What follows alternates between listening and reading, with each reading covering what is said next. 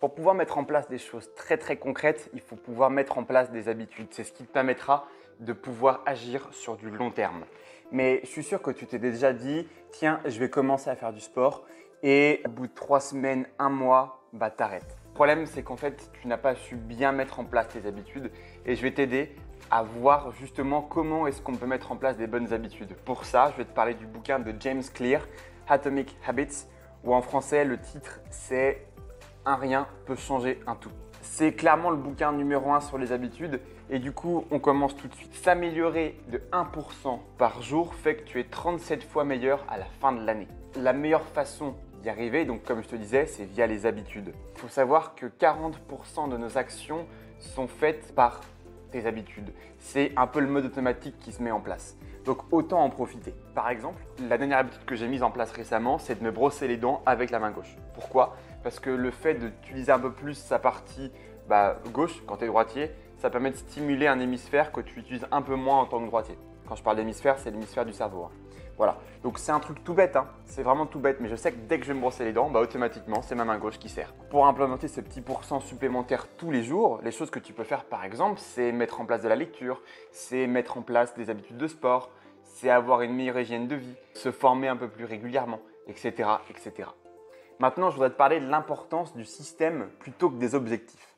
Les objectifs concernent les résultats que tu souhaites atteindre et les systèmes concernent la méthode pour arriver à ces résultats.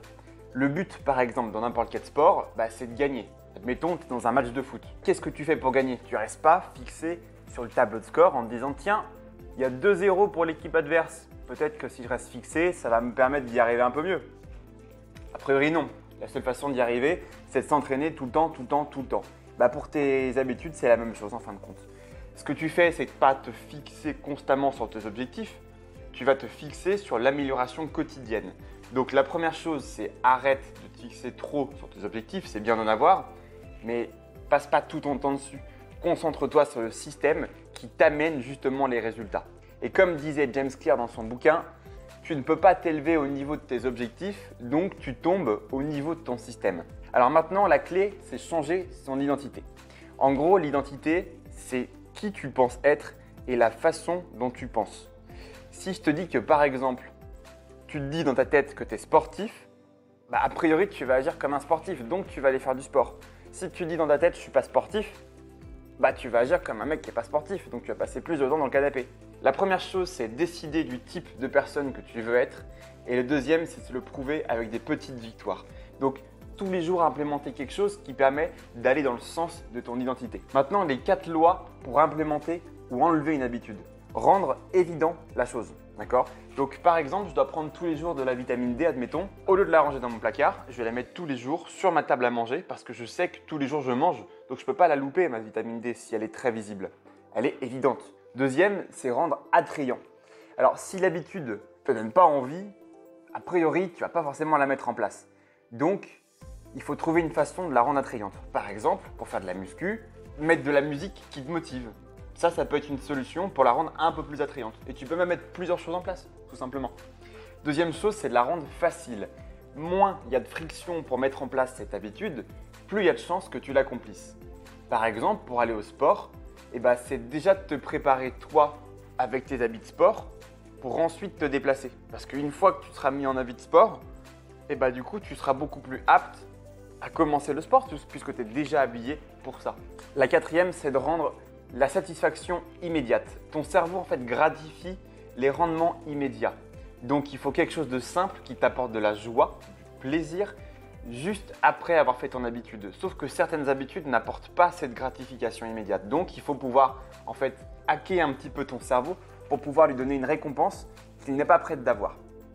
Par exemple, quand tu vas à la salle et que tu as fini ta séance, tu peux te dire, à chaque fois, je me mange une petite barre de céréales. Bon, évidemment, tu fais en sorte qu'elle ne soit pas trop sucrée ni trop grasse, parce que sinon, ça ne sert pas à grand chose. Et juste le fait de faire ça, tu sais ton cerveau saura qu'une fois la séance terminée, tu auras cette récompense, tu auras cette barre de céréales. Maintenant, comment faire pour enlever une habitude? C'est pile poil la même chose, mais à l'envers. Donc, si tu veux, par exemple, la première chose, c'est au lieu de la rendre évidente, tu la rends moins évidente, tu la caches. Tu caches la source de ta problématique. Rendre moins attrayant. Ça veut dire que si par exemple tu manges trop de cookies, et bah, tu fais en sorte de rendre tes cookies dégueulasses. Ça les rend moins attrayants. Le rendre moins facile, et bah, du coup, tu peux très bien les mettre dans une box, dans une boîte, fermée avec un cadenas, avec même peut-être plusieurs cadenas. Tu vas être obligé d'ouvrir, de faire tout un truc pour arriver à avoir ton cookie. En fin de compte, tu vas te démotiver. Et rends-le donc du coup immédiatement satisfaisant. Bah, du coup, rends-le immédiatement non satisfaisant. Fais en sorte d'avoir un dégoût dès que tu manges ton cookie, alors que tu ne devrais peut-être pas le manger. Donc j'ai terminé pour cette vidéo. J'espère que ça te permettra de mettre en place tes premières habitudes. En attendant, pour t'aider sur tes habitudes et tes performances, je t'ai préparé 9 techniques et hacks de productivité et d'organisation. Tu as juste à cliquer sur le lien en bas, tu rentres ton adresse email et je t'envoie tout ça. Allez, bye!